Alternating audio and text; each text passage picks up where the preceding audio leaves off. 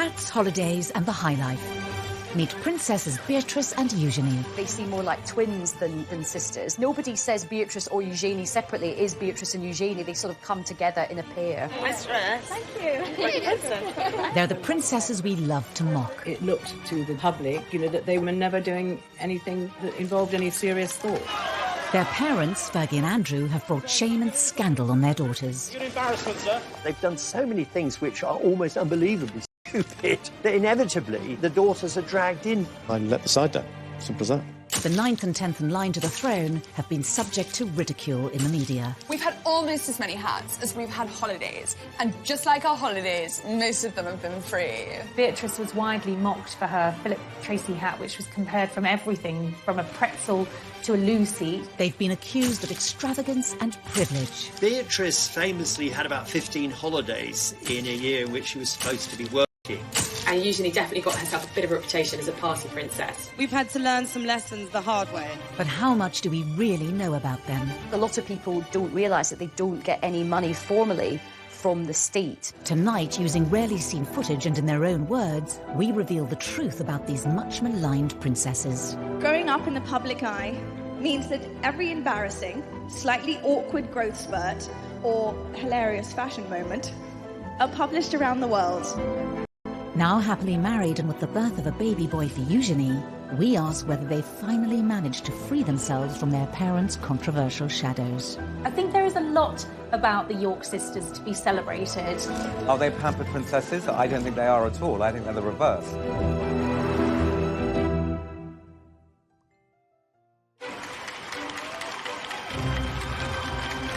August 1988, the birth of a princess. A first child for Prince Andrew and Sarah Ferguson. There was huge euphoria. Everyone was just delighted that there was another royal baby, and they came out of the hospital and posed outside. From all the troops of London, congratulations to Her Royal Highness on the birth of a baby girl. It was kind of national jubilation because here was the first royal princess since Princess Anne. Princess Beatrice Elizabeth Mary, blissfully unaware of tradition or ceremonial, took over the proceedings. She was startlingly well behaved, but she did seem to have a sense of occasion. The name Beatrice was really, it was Queen Victoria's daughter, Beatrice, that she was named after. She's Beatrice Elizabeth Mary.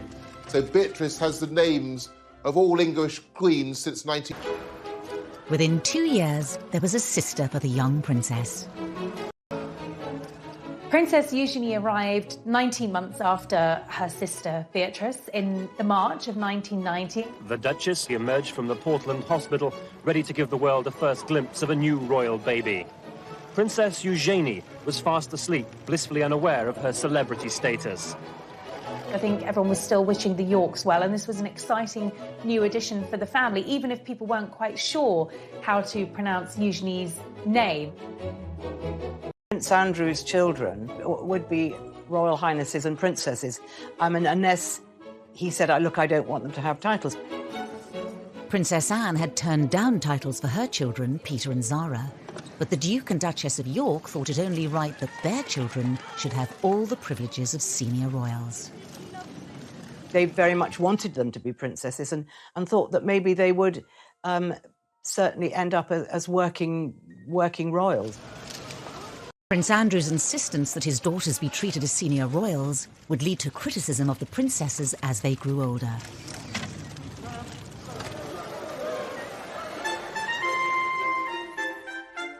But to really understand the attacks on Beatrice and Eugenie, you have to go back to the marriage of their parents. It was very much the fairy tale, and I think the British public bought into it. Here was the Queen's favourite son getting married to the vivacious, pretty, bubbly and, very likeable Sarah Ferguson. And at first, the newlyweds could do no wrong. I think Sarah was a breath of fresh air. The royal family really took to her. She just was really suited to Andrew and made, more importantly, Andrew very happy. Kiss her then. Why do you want me to kiss you? you? Go on, hurry up. Why? Hurry up! Start filming, quick. Go on, dare you. You're a monster. But the Duke and Duchess of York's honeymoon period with the tabloids didn't last long. This is in an era, the mid-80s, when the monarchy had become tabloid fodder. The era of deference was over, and Fergie and Andrew were great for the tabloids. And that's fine if the tabloids like you, and it's fine if you don't in any way misbehave. Fergie came in for a huge amount of criticism for her lifestyle, for her fashion, and what the tabloids called her work-shy attitude, nicknaming her royal idleness. All attacks her daughters would one day have to endure. There was a time where she could do no right with the press. Sarah would come in gung-ho, maybe not in the right outfit, maybe say sometimes the wrong things. While their mother faced an increasingly hostile press, Beatrice and Eugenie spent a privileged childhood at Sunning Hill, the estate given to Prince Andrew by the Queen as a wedding gift. They had built this rather extravagant, very modern palace, which was famously likened to South Fork in the Dallas TV series, and it obviously became known as South York. So their early days were spent there. They were probably far more indulged than ordinary children. I remember going once to the house where they were staying and being absolutely astounded. There was a little sort of building in the garden, and it was absolutely full of Barbie dolls. So they had a lot of stuff, but they were very, very well brought up. Beatrice and Eugenie were also doted on by their grandparents. The Yorks lived a short drive from Windsor Castle and visited often. The Queen adored Eugenie and Beatrice. She saw in them something of her own relationship as a child with Margaret. Well caught, but the next one is butterfingers. They would often go and have tea with the Queen and Prince Philip, and I think, again, Fergie said that they had, 3 sets of manners. One was for home, one was for when they were out, and the third lot was when they were with the Queen, and they had to be very careful and mind their P's and Q's. Sarah Ferguson's own parents had divorced, and her mother had left to live in Argentina when Sarah was 12. I remember Sarah once telling me that she wrote a letter to her mum, actually blaming herself for mum leaving. She thought it was something to do with her, and she wanted to be there for her children all the time and have that special bond and that special closeness. Within the first few years of the princesses' lives, Andrew and Sarah's marriage was showing signs of strain. As a serving officer in the Navy, Andrew was spending just 40 days a year at home, leaving Fergie to bring up the still young Beatrice and Eugenie alone. I think the cracks started to show when Prince Andrew was away so much with the Navy. He wasn't with her. His posting follows 3 months of specialised training, and the Duke will now lead a flight team aboard the frigate for around 18 months. He wasn't there with the girls and bringing them up as she'd hoped, and I think Sarah really started to miss him and miss that family bond, that family life. Beatrice was 3 and Eugenie just a toddler when their parents' marriage finally fell apart. And in 1992, photos surfaced in the press of showing the Duchess and her 2 children with a Texan, Steve Wyatt. Beatrice and Eugenie had a very odd childhood. I mean, where their parents were, on the face of it, that remained friends, but they were seeing other people from quite early on. And I think that was probably damaging in a subtle kind of long-lasting way. In March 1992, the Duke and Duchess of York announced that their marriage was over. The announcement that the Duchess of York had initiated discussions about a separation from her husband came as she arrived to pick up their daughter from school. It's always very difficult for children to see their parents split up. And I think perhaps the Queen even felt more maternal towards them, and that they'd had a very hard time. 5 months after the York separation, Sarah Ferguson was photographed by the press with another man, John Bryant. Yet again, Beatrice and Eugenie were with her. Fergie and the children were round the pool, and she was topless, and John Brown was kissing her toes.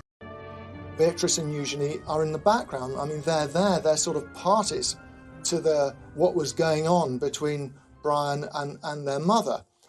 They, of course, didn't know. They were too little and too young, but they were seen as sort of pawns in this rather unfortunate and rather seedy affair.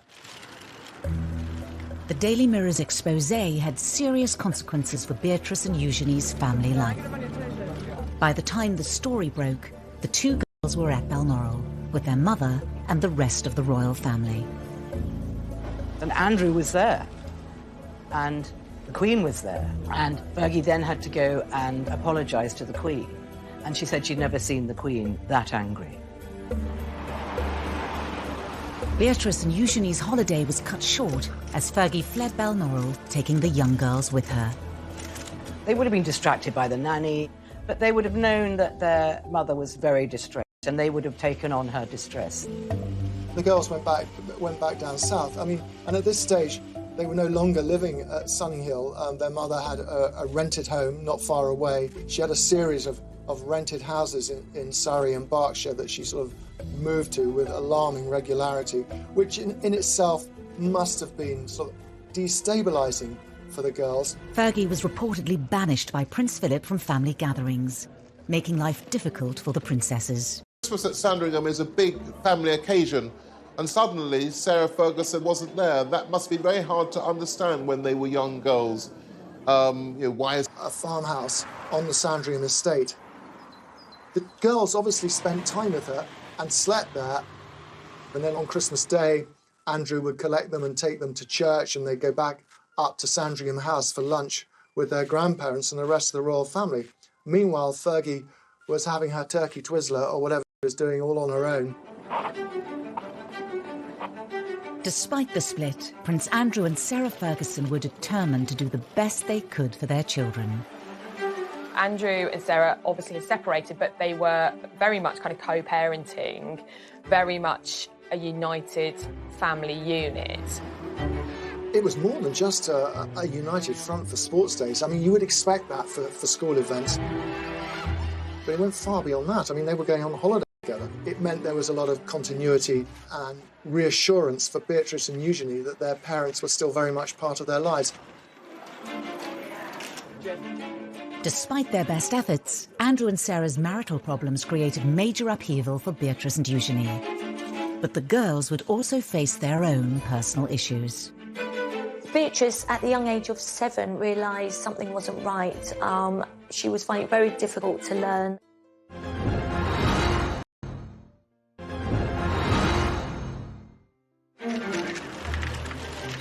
Beatrice was 7 years old and Eugenie 6 when their parents' divorce was finalised in 1996. Needing to pay off debts of more than £1 million, their mother took work in the United States. Their mother was spending a lot of time in the States, really trying to clear off an enormous debt that she'd accumulated, from TV projects to book projects. You know, Sarah was literally trying to do anything she could to get herself out of spiralling debts. Their lives were regulated by the school terms, which was probably a very good thing. So I think that they didn't suffer in any way from the fact that their mother had to go and earn money and had to spend a lot of time in New York. But as her mother was increasingly away, Beatrice was facing up to her own difficulties. She'd been diagnosed with dyslexia. Beatrice, at the young age of 7, realised something wasn't right. She was finding it very difficult to learn, and she was worried she was going to get teased from others and wouldn't fit in. Beatrice would later speak movingly of the condition in an interview for the charity Made by Dyslexia. You know, I remember we had different coloured books to describe how far away your reading levels had got to. And I was always on the white books. My best friends were always on the yellow books or the green books. They were so far ahead. And I think at that stage, those moments of doubt just pop into your head. Upending royal tradition, it was decided to keep Beatrice at a local school in nearby Ascot. I think Sarah felt it very important that Beatrice was made to feel very secure and that her mum was just round the corner if needed. But there were further issues for the family to deal with. Princess Eugenie As she started to grow and develop, her parents noticed that there was something slightly different, slightly wrong in the way that her spine was developing. So she started a number of tests and went through a number of specialists. It really worried her. It worried her about her growth. It worried the whole family. It was a very sort of scary time. At 12, Eugenie was diagnosed with scoliosis, curvature of the spine. She needed 8 hours of surgery, speaking out about it later to raise money for the hospital that treated her. I had scoliosis of the spine, which my mum found. They put metal rods in my neck and 8-inch screws up my back, which have now fused together and keep me straight. She makes private visits to see patients, and I understand that she writes to many child patients who have to undergo the same thing as her to say, look, I had it done, best decision in my life. Yes, it was tricky. Yes, I had to wear a back brace, but the upshot of that is that I'm able to ride, I'm able to walk, I'm able to ski, I'm able to lead a completely active life. In their young lives, the princesses had coped with the public scandals surrounding their parents and their private battles. There would be further struggles ahead as they carved out new roles for themselves. But uniquely, they always faced these challenges together. They're very close friends and very close sisters, but they're very different personalities. Beatrice is perhaps a more formal and more reserved. Eugenie is, I suppose, what might be described as bubbly and chatty. The more confident Eugenie chose to go away to Marlborough College, the co-ed public school also attended by Kate Middleton.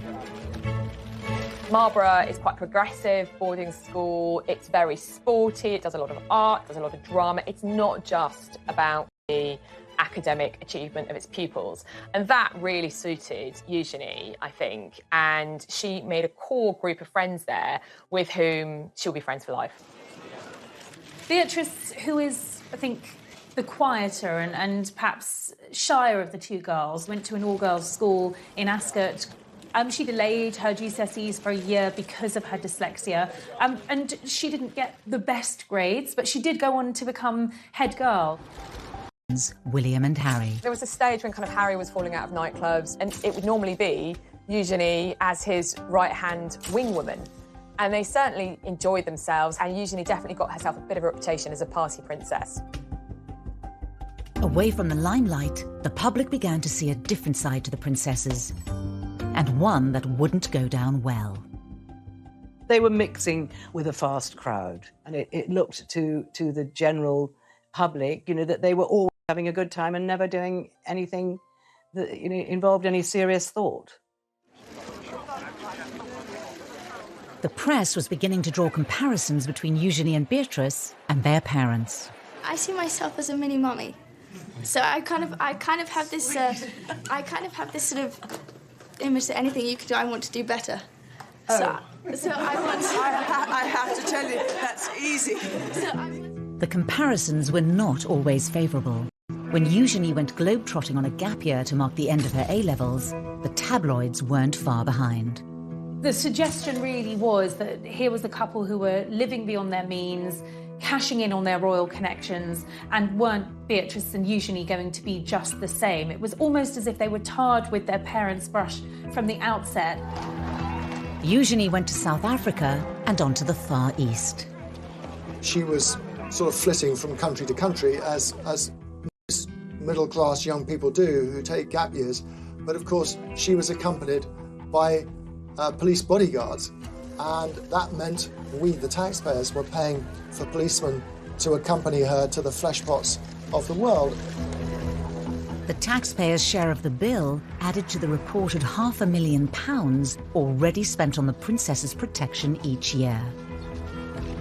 Prince Charles decided, as they would not likely to be very senior royals, that this was too much for the public to pay, so he stopped that. Prince Andrew was so angry that he wrote a note to the Queen saying that he wanted them to be considered as proper royals and he did not want the protection officers to leave them. Usually the Queen gave in to him. She had this huge soft spot for him and he could persuade her to his way. But this time she refused. Written off as pampered princesses, Eugenie and Beatrice tried to keep a low profile. And in 2010, the sisters, now just 20 and 21, found themselves embroiled in another of their mother's scandals. She was caught on camera, essentially selling access to her husband and to someone who she believed was a... And when you can, to me, open doors. New Prince Andrew? Yeah. Is that a deal? Yeah. It was a nightmare for Sarah Ferguson. It was a nightmare for her children. It was just a sort of a nightmare for everyone. Beatrice was with her mother when the phone call came, warning them that the News of the World was publishing the exposé. Beatrice, who was at a party held by Naomi Campbell, the model, just kept asking her mother, how did this happen? You know, and they left the party immediately, effectively went into hiding, knowing that once again, her mother's reputation was about to be completely trashed. Beatrix admitted that she spent several days crying, and one of her friends went and stayed with her overnight for 2 days because she was so traumatised and so unhappy. Her anger was directed at the press. And just as they have done throughout their lives, Beatrice and Eugenie leapt to the defence of their mother. They called themselves the tripod, and that's exactly what they were. They leaned on each other, they depended on one another, they were absolutely a unit, and nothing was going to come between them. Over the coming years, it would be the turn of Sarah Ferguson to defend her daughters against their critics. People have been so brutal to them, particularly in the press, about how they look. And Sarah spoke to the editor at the time and she said, look, you just back off. It's not fair.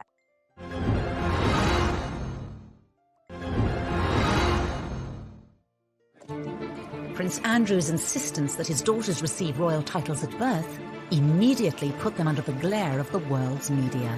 As young girls growing up, Beatrice and Eugenie had less of a place in the spotlight than William and Harry, but there was still a lot of press interest in Beatrice and Eugenie. This, along with the scandals and embarrassments that have engulfed their parents, has meant that Beatrice and Eugenie have also been in the firing line. The whole family is seen as a soft target because the parents particularly have made so many, mistakes is being generous, that inevitably the daughters are dragged in. I think there are times when it looks as though the girls are just being knocked because it's turned into something of a national sport, and particularly when it comes to their fashion sense. The two princesses have become renowned for their bold designer outfits. People have been so brutal to them, particularly in the press, about how they look, which is just so old-fashioned and sort of sexist in this day and age. The two of them are quite similar. Fergie was often criticised in the press for getting it wrong in the fashion stakes. You know, her fashion choices were bold, some might say garish, always over the top. And I suppose when we started seeing Beatrice and Eugenie taking a leaf out of Fergie's fashion book, history repeated itself. But it was when Beatrice and Eugenie were seen arriving at their cousin William's wedding in 2011 that the ridicule reached new heights. I don't think they will ever live down the outfits that they wore to the royal wedding. Sarah had paid a fortune to have them styled for the wedding day so that they looked the part. Beatrice's choice of hairwear instantly created a national debate. Beatrice was widely mocked for her Philip Tracy hat, which was compared from everything from a pretzel to a loo seat. She became a meme instantly. There were lots of jokes going around that it was like a television aerial. This hat was like another guest. It was like the most talked about guest at Kate and William's wedding. Within hours of the wedding, the silk fascinator, costing around £2,000, had earned its own Facebook page, and hundreds of photoshopped images of the headpiece were shared online. It did get the headlines, maybe for the wrong reasons, but they're very confident, and I think they have this wonderful knack of just, laughing it off. The princesses used a charity speech to showcase their positive attitudes. Growing up in the public eye means that every embarrassing, slightly awkward growth spurt or hilarious fashion moment are published around the world. Together we have laughed, together we have cried. Ultimately, though, together we fueled each other's sense of humour. Beatrice actually did something very clever. She turned the thing around brilliantly by auctioning the offending fascinator. It raised £81,000 for charity, which she got a lot of good publicity for that. And it showed that, unlike her parents, there are times when Beatrice is quick on her feet. The princess's love of headwear became infamous and was mocked by the critically acclaimed Channel 4 show, The Windsors. If there's one thing we're famous for, it's our... holidays. Me.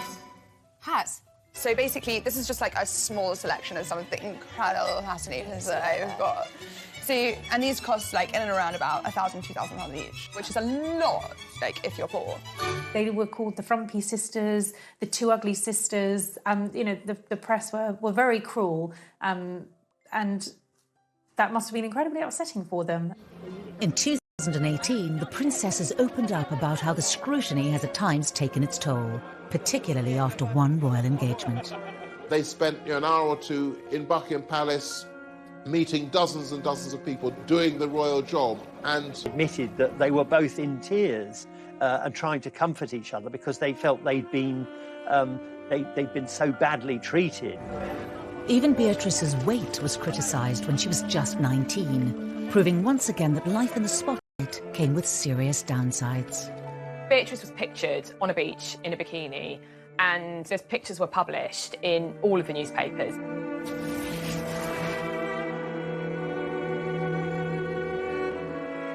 Sarah was really upset, and she is very protective of her daughters. And I think she spoke to the editor of the Daily Mail at the time and just said, look, just back off. It's not fair. Sarah also used an interview about her TV programme, The Duchess on the Estate, to plead with the media. Everybody is talking about these zero models walking up and down the catwalk, and then they say they're all too thin. Victoria Beckham's too thin, and this person's too thin. And then someone who's a good size 10, oh, she's too fat, she doesn't take drugs, she doesn't smoke. You know, she's going to university in September reading history. Give the girl a break. It was probably reminding her of the fact that she had a very hard time in the press when she was younger as well. It's partly guilt by association. They're an easy target because their mother's always been a target. Even as they reached adulthood, the princesses struggled to escape their parents' shadow. I think that a lot of the things which have been said about Beatrice and Eugenie were kind of as though they were their parents' appendages and as though they weren't independent people. There is one area of Beatrice and Eugenie's lives that gets very little press coverage. I think people don't realise that both Beatrice and Eugenie do actually have full-time jobs, and they have built up their own independent careers. And of course, a lot of people don't realise that they don't get any money formally from the state. When it comes to their careers, Beatrice and Eugenie are often tarnished in the media by their parents' reputations. Eugenie, we're going to have to get jobs. Is that like when Daddy has a party for Arabs and British businessmen? No, I think a job's where you have to go into a building or something. Yeah. As titled princesses, it was expected that Beatrice and Eugenie would become full-time working royals. When Charles made his vision for a streamlined monarchy really very clear around the time of the Diamond Jubilee celebration, and that was a big issue for Andrew. His view was that they had the HRH titles, therefore they are blood princesses, therefore they should be full-time working members of the royal family. It didn't pan out that way, and that definitely caused tensions between the royal brothers, Charles and Andrew. For Beatrice and Eugenie, the dilemma of being non-working royals who have princess titles lies at the heart of many of the issues they have to grapple with. For two members of the royal family who are as close as Eugenie and Beatrice to being core members, it is unusual to be working. They wanted to go out and get jobs, but it did take a while for them to get to that position. When they left university, came back from their gap year, you know, they were still living very much within the protective bubble of the palace. In 2011, Beatrice graduated university with a 2-1. After a year working in New York, she embarked on her current career in the tech industry, splitting her time between the UK and America. They've both actually done incredibly well. Beatrice is the Vice President of Strategies and Partnerships at an artificial intelligence agency, so she's really quite senior in the tech world. Eugenie followed in the footsteps of Beatrice. After also graduating with a 2-1 in 2012, she too moved to New York. but embarked on a very different career path to her sister. Eugenie has seemingly always been interested in the arts, and she went to New York and worked for an online art business. Eugenie had also begun a relationship with her future husband, Jack Brooksbank, who she'd met on a ski trip. After dating long distance for 2 years, Eugenie returned to London in 2015. And then she came back and got an amazing job with a huge international art dealers called Hauser and Wirth in Mayfair. With careers outside the monarchy, Beatrice and Eugenie have gained experience that's out of reach for many of their royal relatives. They have one foot in the royal family because they still go to events with core members of the family, and they have one foot in the real world. They do it because they want to work and they're very grounded and they like being around normal people. Distancing themselves from their parents' reputations for failed money-making ventures, the girls forged more stable paths. But as members of one of the most famous families in the world, how normal can their lives really be? They do come back for things like Drooping the Colour and the garden parties in Buckingham Palace. And they do need someone who will understand that they can't be there 9 to 5, 5 days a week. Part of the reason that they have been employed is because of their network. It's because they're Princess Beatrice and Princess Eugenie, and they are styled as such. They kind of get the best of both worlds because they get to earn their own money, but they also still enjoy privileges of being princesses. We know that in the first year of working in their jobs, they had numerous holidays. They're not clocking in and clocking out, as it were. Beatrice and Eugenie certainly benefit from their royal privilege, and their HRH titles mean their every move is of public interest and open to scrutiny. The princesses' jet-setting lifestyles made headlines once again in 2015. Beatrice famously had about 15 holidays in a year in which she was supposed to be working, and then was horrified when, this was criticised. She clearly thinks this is her private life. If her employer is happy, then that's absolutely fine. And the same applies to Eugenie. The princesses had clearly inherited Andrew and Sarah's love of the high life, and although not paid for by the state, the many holidays fueled their reputations as pampered princesses. Clearly somebody had a word and made it very clear that there needed to be some settling down. Otherwise, this really was risking damaging the reputation of the monarchy. The princesses showed they were able to respond to public perception in their speech for the charity We. As young working women in the public eye, we've had to learn some lessons the hard way. In many ways, we are grateful for that, in hindsight, naturally. As royals, they also carry out public duties too. Beatrice and Eugenie are patrons of a wide range of charities. In the same way that Sarah has always used her public profile to promote charitable causes, Beatrice and Eugenie have both been very active in the charity world and have chosen charities that are meaningful and relevant to them. So Beatrice has aligned herself with children's charities with a focus on education and the dyslexia charity that she works closely with. I really see the work that we're doing, raising awareness around dyslexia, as a true pillar to stand up the concept of reimagining education. Beatrice ran in the London Marathon in aid of charity, the first member of the royal family to do so in 2010. Really excited. I'm desperate to get to the start line. I'm desperate to get going. Eugenie has most recently focused on anti-slavery and empowering women. She went on to become the patron of the National Orthopaedic Hospital, where she had been treated for scoliosis when she was 12. Today, I'm so lucky to get to work with and support other young women who are going through the same thing. To encourage them to not let their diagnosis win, to live fearlessly too. Despite their dedication, their charitable efforts are often overlooked in the press. There's far too much focus on perhaps some of the outfits that they've been wearing or what they're getting up to in their private lives. And because there has been so much scandal associated with their parents, that has slightly overshadowed the good work that they have done themselves as individuals. I think in terms of their public conduct, they see the mistakes that both of their parents have made. So I think Beatrice and Eugenie have learnt from this. They've given very few rather short interviews, normally about something very specific, often a charity involvement. They want to live quiet lives below the radar, the antithesis of the lives that their parents have lived.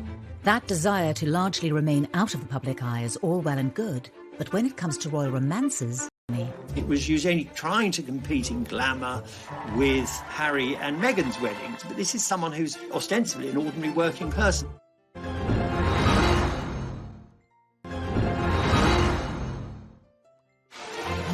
The world's media love a royal romance. As the tabloids fixated on Prince William's relationship with Kate Middleton and Prince Harry's rumoured girlfriends, love was blossoming under the radar for Prince Eugenie and Jack Brooksbank. It was something they talked about in a rare TV interview watched by millions on the BBC's The One Show. We were skiing, weren't we? In a friend's place in Nendas, next to Verbier. We were skiing, which was amazing. Love at first sight. Was it? For the pair of you? We met when I was 20 and Jack was 24 and fell in love and we had the same passions and drive for life.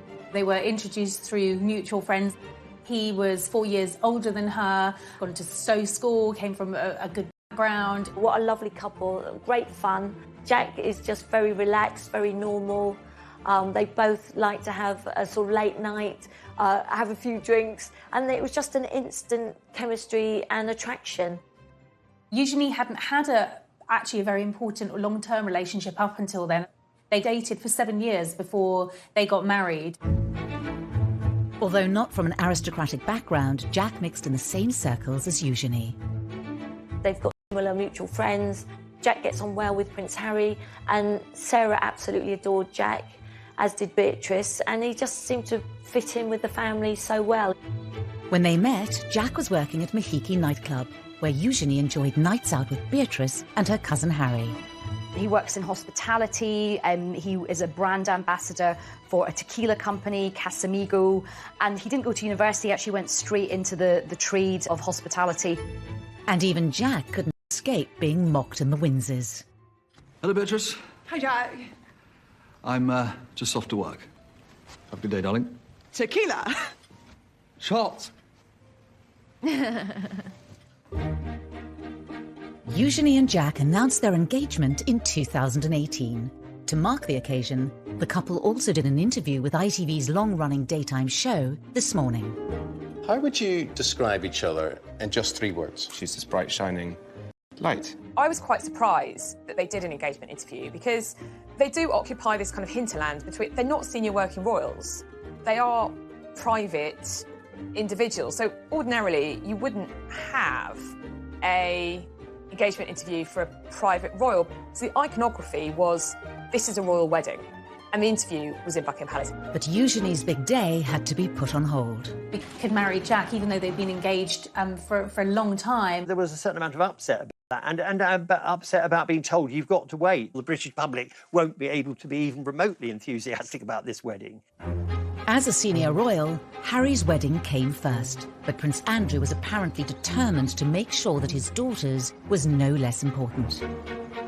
I think particularly Prince Andrew, he's always been a bit miffed that they were never made full working members of the royal family. So I think this was his opportunity to really show them off to not just the country, but to the world and say, yeah, my daughters are absolutely up there with, you know, William and Harry. Eugenie's big day was looking to be an extravagant affair.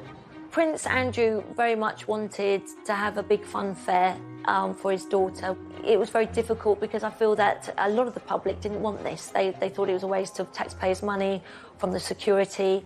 They aren't senior royals, so why should they have the same as Prince William and Prince Harry? And a lot of it, of course, revolved around Prince Andrew, whose reputation was sinking fast by this stage, and it was seen as sort of him being too excessive.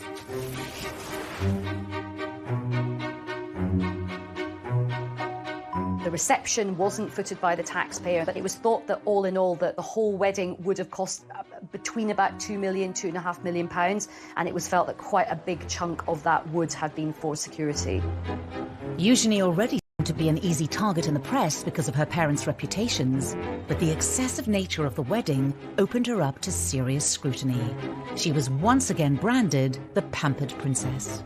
It was Eugenie trying to compete in glamour with Harry and Meghan's weddings, but this is someone who's ostensibly an ordinary working person. And it kind of highlights this slightly problematic tightrope that that both princesses have to walk, in that they are royal princesses, but yet they're not working members of the family. The wedding went ahead as planned. On the 12th of October 2018, Princess Eugenie and Jack Brooksbank were married at St George's Chapel, where Harry and Meghan had wed earlier that year. I don't think any of us quite knew what to expect of this wedding. Were the crowds going to turn out for this big day? It actually was a great success. The crowds were out. Eugenie wanted the big fairy tale wedding at Windsor Castle, and that was what she got. When it came to numbers, Eugenie and Jack did certainly outdo Harry and Meghan, with 200 more guests at their nuptials. The wedding was huge. I mean, I think there were 800 guests, but Fergie has a lot of friends and she loves parties, and she loves organising parties, and it was never going to be small. Among the 800 guests were many well-known faces.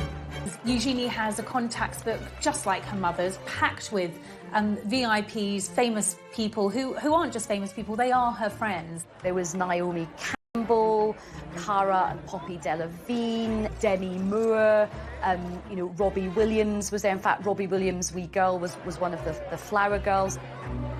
There was another night of partying at the Royal Lodge, and this was a big affair with dodgems and sort of fairground rides. It certainly was star-studded, but of course Eugenie and Jack's families were central to the celebrations.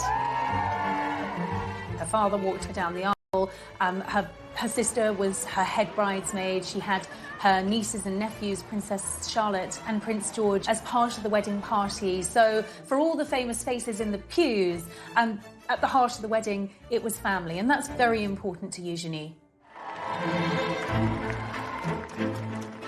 Despite years of having her fashion sense mocked, Eugenie's outfit choice on the day was widely admired and held great personal significance for the royal bride. There was lots of speculation in the press about who'd been chosen to design Eugenie's wedding dress, and Peter Pilotto was an unexpected choice. But the dress was beautiful. It was very different to anything we'd seen a royal bride wear, in that the back was deliberately low cut. And Eugenie later explained that she'd deliberately chosen that style to show off the scar from when she'd had her operation as a 12-year-old girl to correct the curvature of her spine. And the other thing is that she was wearing this beautiful tiara with emeralds in it, which was lent to her by the Queen. The tiara from the Queen was to show the strength and the closeness of their relationship. Whilst the weddings of Harry and William were broadcast to the world on the BBC as well as other channels, Eugenie's was not, which reportedly caused more angst for Andrew. His people asked the BBC if they would televise it, and the BBC said no. In the end, the ceremony was broadcast on ITV in an extended episode of This Morning, watched by 3 million people. There'll be a few more people than most people have. There are a few more than Harry had, but that's just the nature of Eugenie and Jack. They've got so many friends that they need a church of that size to fit them all in. I remember watching the interview they did with Prince Andrew, and I kind of winced. Our wedding's bigger than your wedding.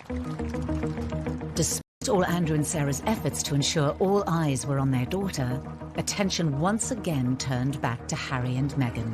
That day was somewhat overshadowed when, just a day later, Harry and Meghan publicly announced that they were expecting their first child itself.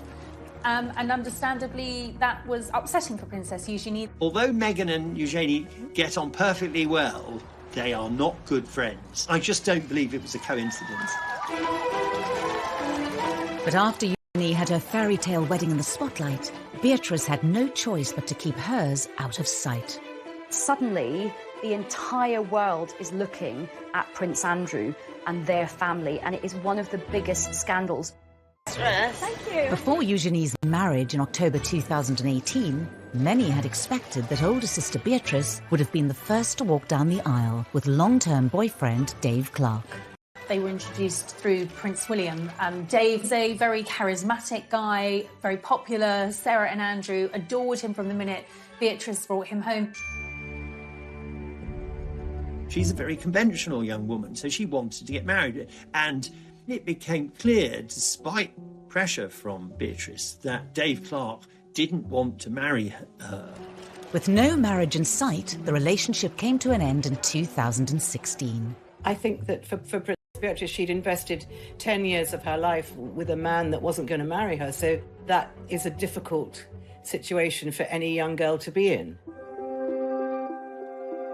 But a little over 2 years later, Beatrice found love again, after spending time with friend of the family, Edoardo Mozzi. They've known each other for a long, long time. However, they were reacquainted at Princess Eugenie's wedding. This was a courtship that moved very quickly compared to her previous relationship. Just a year after they started seeing each other, Edoardo proposed. Beatrice's engagement to Edoardo, he has known the family for a long time, so it couldn't have been happier for her. 36-year-old multimillionaire Mozzi made his fortune as a property developer after studying politics at Edinburgh University. He is of Italian heritage with an English mother, was brought up in England, and is a successful, talented, young professional man. After the engagement was announced, the date of the wedding was set for late May. Beatrice knew she wanted a smaller wedding. She didn't want the big wedding at St George's. You know, she'd watched Eugenie have this fabulous celebrity star-studded wedding and had loved that wedding, but it wasn't the wedding that she wanted. It was a step change in the position of Prince Andrew, who'd previously insisted that his daughters should have the biggest and best of everything. He made no bones about it. His children are the granddaughters of the Queen. That gives them a certain status and a certain position. He felt they were entitled to the kind of wedding that Harry had enjoyed and that other members of the royal family had had over the years. Beatrice's wedding to Edo Mozzi was always planned to be a smaller affair than Eugenie's wedding. You just couldn't do the same thing again. There'd been too many criticisms. And more than that, of course, we were in a year where, well, to put it delicately, Andrew was once again in the most awful trouble. A scandal which had engulfed Prince Andrew for more than a decade hit the front pages once again and threatened to overshadow Beatrice's wedding day. The Yorks have gone through so many scandals, but by far the most damaging has been Andrew's relationship, his friendship with the late paedophile Jeffrey Epstein. It was kind of viewed that when a putative date in May was set for Beatrice's wedding, the firm, the palace machinery, were quite concerned with how it would look because they didn't want a massive kind of celebration a la Harry and Meghan or William and Kate because they thought it would be inappropriate. Prince Andrew has strongly denied the accusations made against him. In an attempt to draw a line under the affair and clear his name, he agreed to do a rare interview with the BBC inside Buckingham Palace. The Newsnight interview, which apparently Beatrice got slightly involved with because she thought they could sort it out. But of course it just got worse. Do you regret that trip? Yes. Do you regret the whole friendship with Epstein? Now, still not. The whole thing was just such a net for herself watching it. Really, really protective of her father. She probably felt angry at the BBC. It would have been heartbreaking for her, really, because her parents had relied on her advice for many other things. And this time she was in a very difficult situation and she went against her instinct. I wonder what effect all this has had on your close family. You've got daughters of your own. It has been what I would describe as a constant sore in the family. She wanted the right thing. She wanted her dad's name to be cleared. She believed in her dad. Anything she could do to try and save her father and also to save her wedding day. Their father was taken out of frontline royal duty, making a public wedding difficult. It was still going to be a royal wedding. No decisions have been taken over whether to film it. There would have been some photographers, and then the reception at Buckingham Palace would have been private. But of course, the COVID-19 pandemic threw everything up in the air. As the country went into lockdown, the wedding was postponed. Everyone felt so sorry for Beatrice because she was the one that, kept having to change her plans. And of course, this is a virus that doesn't discriminate in terms of class or privilege, and it doesn't matter if you are ninth in line to the throne, you still have to obey the same rules as the rest of us. But just 2 months later, in a move that shocked everyone, Princess Beatrice married in secret. These beautiful photos of the happy couple are the only official record of the day.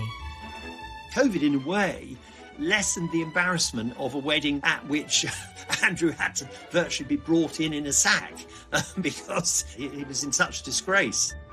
Princess Beatrice managed to pull off something no modern member of the royal family has done. She managed to get married in secret, away from the prying eyes of the press and the long lenses of the pesky paparazzi.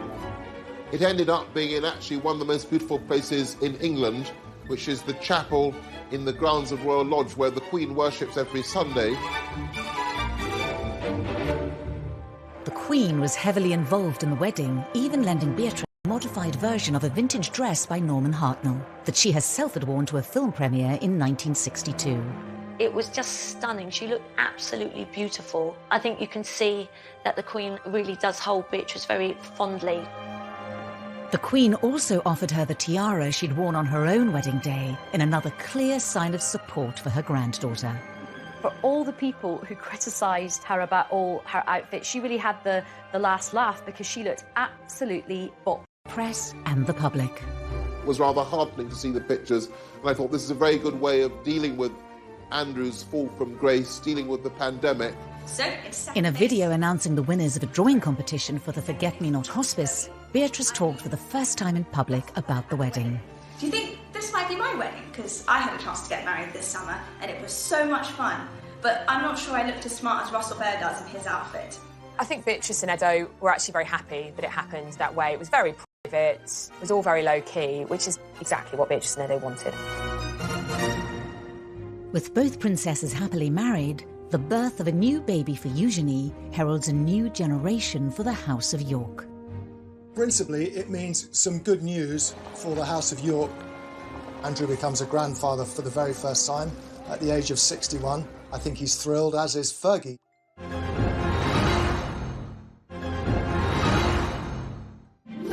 On February the 9th, 2021, the palace announced the birth of Princess Eugenie and Jack's first baby, a boy.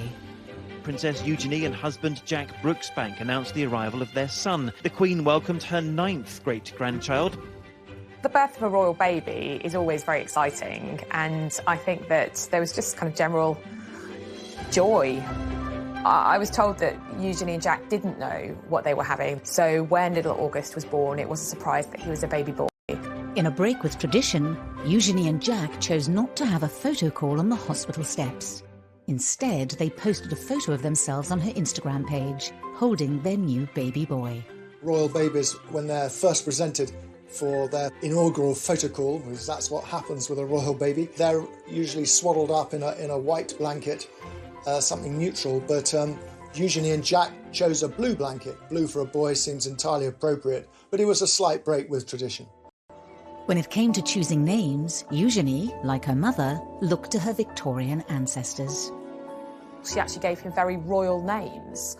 August is after Prince Albert, the husband of Queen Victoria, and Hawke is after Jack's great-great-great-great-grandfather. Philip, of course, after Eugenie's grandfather. Unlike his mother, Princess Eugenie, August will not have a royal title, and the chances of him ever becoming king are extremely remote. Eugenie's new baby will be number 11 in the royal line of succession. Unfortunately, he won't remain there long, because once Prince Harry and Meghan give birth to their second child, August will bump down to number 12. Up until the birth, both York sisters continued their work with the charities of which they're patrons, even under lockdown. I wanted to let you all know that you're not all nominees, you're all winners! I think to see the great work these girls do, that even with this pandemic that we're all in, it was so amazing and so special for those that were winning these awards. So thank you so much for sharing today and for doing all that you can to support young people and Teenage Cancer Trust. They've tried to tell people their own ways of managing very difficult things, and also to, I think, inspire them. Beatrice has been an ambassador for the Forget-Me-Not Children's Hospice for more than 8 years, and during isolation sent a heartfelt message of encouragement to the young people and families who are supported by the charity. I know that this is an incredibly challenging time, especially for those living in isolation, not receiving that face-to-face support, which is delivered by the incredible nurses and staff at the hospice. Between them, the sisters are patrons and ambassadors to over 17 charities, which they support in their spare time alongside their full-time jobs. This dedication appears in stark contrast to their portrayal as spoilt and brash princesses in the media. So they may have had criticism because people didn't like their hats, which is fairly absurd. They see themselves as having a duty to the Queen to be good princesses for the rest of their lives and to do great charitable work and support the country and the Queen. I don't ever hear anything unpleasant about them. Everybody that meets them says how charming they are, which is really nice. Nice for Fergie too, because it means at least she's done something right. Throughout the scandals and deep embarrassments, the York princesses have remained loyal to their disgraced parents. Prince Andrew and Sarah have the most amazing relationship. It was one of the happiest divorces I've ever known, and they get on so well, and they even live together. Their parents are always in the papers, usually on the receiving end of pretty negative headlines. And I think to a degree, the girls have been tarred by the same brush. I think they've been in a very difficult position. They have had the burden of the HRH title whilst trying to create independent lives for themselves. I think sometimes it might be nice to see them celebrated for some of the good things that they do. We're working on it. Thank you for talking to us. Thank you. So it's as if everyone's waiting for them to make a bigger blunder. You know, the parents have been a godsend to the newspapers for 30 years. You just have to wait, and they'll do something even worse than the last thing that they did. But I don't think the daughters will do that. The York family have created their own sort of fortress against all the sort of slings and arrows that have been thrown at them. And they've got so many other things going on that they're able to do this. Both women want to have a happy marriage that, frankly, their parents didn't have. They don't want to go through what their parents went through in the spotlight. They want to live quiet lives below the radar, the antithesis of the lives that their parents have lived. Beatrice and Eugenie have worked hard to balance two very different lifestyles and carve out a modern role for themselves in the royal family, something that other members have been unable to achieve. I think actually that Beatrice and Eugenie have been very successful in combining their royal persona with their ordinary working persona, and they seem to have kind of struck the right note with that. I think that both of them are able to be in the modern world and are both able to bridge the world and the occasional formality of the royal family with the modern world of work. With Prince Andrew and Prince Harry both taking a step back from frontline royal duties, could a more prominent role for the royal princesses beckon? We've lost Harry and Meghan from the royal firmament. Prince Philip's retired. Andrew, he's never going to come back to full-time royal duty.